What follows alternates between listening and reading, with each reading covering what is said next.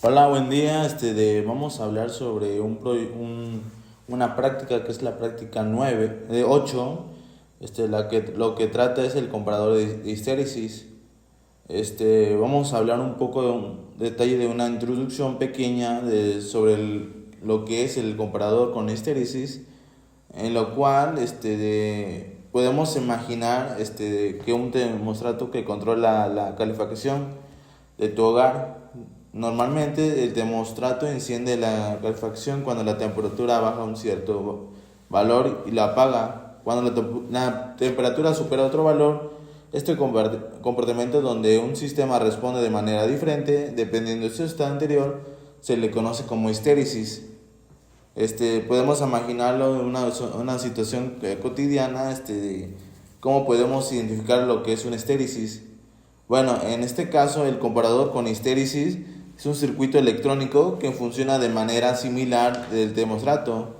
Compara una señal de entrada con un valor de referencia y produce una salida digital que se puede hacer pasa alta o pasa baja. Dependiendo del resultado de la comparación, la histéresis tiene lo cual la histéresis tendría dos de umbrales de comparación, una superior y otra inferior. Esto crea una zona muerta entre los dos umbrales donde la salida del comprador no cambia incluso si la señal de entrada fluctúa ligeramente. Podemos hacer una comparación de que para qué necesitamos la histéresis, lo cual hay muchos de cuestionamientos, lo cual podemos decir que reduce el ruido, aumenta la estabilidad, lo cual hace que el circuito sea más estable y previene oscilaciones, en lo cual esto es importante ya que evita el comparador de que oscile entre los estados altos y bajos cuando la señal de entrada está cerca del umbral de comparación. En este caso, ¿cómo funciona el comparador con histéresis? Con el comparador de histéresis se construye típicamente utilizando un amplificador operacional conectado a una configuración de un comparador. Se agrega realimentación positiva al amplificador operacional para crear el bucle histéresis. Esto hace que el comparador tenga umbrales de comparación, uno superior y uno inferior, en lo cual el umbral superior, cuando la señal de entrada supera de este umbral, la salida del comparador cambia a alto. En cambio, el umbral inferior, cuando la señal de entrada cae por debajo de este umbral, la salida del comparador cambia a bajo. La diferencia entre estos dos umbrales define el ancho medio de la histéresis.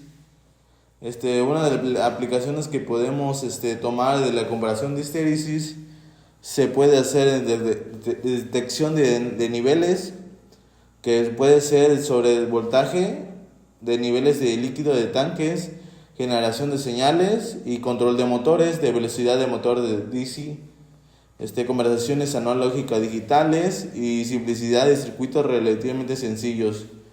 La flexibilidad, la banda de histéresis se puede ajustar fácilmente y modificando los valores de resistencias.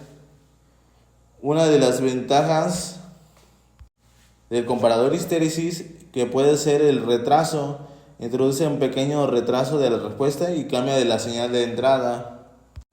Igualmente, podemos explicar el circuito interno de un comparador con histéresis. Volvemos a ver una pequeña introducción, en lo cual se le puede conocer como un esperador Schmitt, que construye típicamente utilizando un amplificador. Una de las características distintivas de este circuito de inclusión de una retroalimentación positiva. ¿Qué tiene el rol del amplificador? Es que es el corazón del comparador.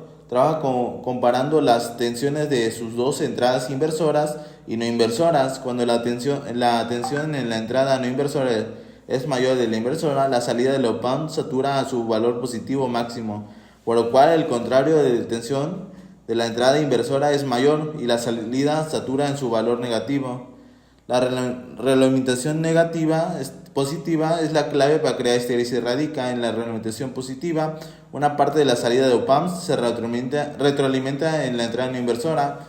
Esta retroalimentación positiva del bucle de retroalimentación aplica cualquier pequeña variación de señal de entrada que resulta en dos umbrales de conmutación características de las histéresis.